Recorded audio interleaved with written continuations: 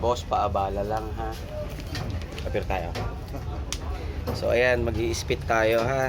Sasagutin ko yung tanong nyo. Okay.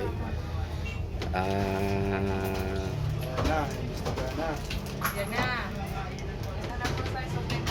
Alam mo, pag nagmahal ka, wag mong pagbabasehan ng pera. Wag mong pagbabasehan ng pera. Wag mong pagbabasehan kung ano yung kapritsyo na nakukuha mo dun sa tao.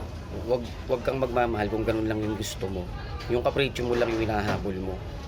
Kung ano yung gusto mong makuha, yun ang basehan mo para sa pagmamahal.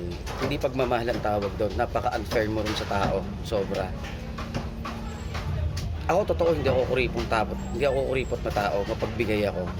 Alam mo kung bakit hindi ako nagbibigay? Kasi pag dumating yung araw na naibigay ko lahat sa'yo at ako'y naubos, may mangyayari ba sa akin? Saan ako pupulutin? So sana natauhan ka doon. Thank you. Kapir tayo.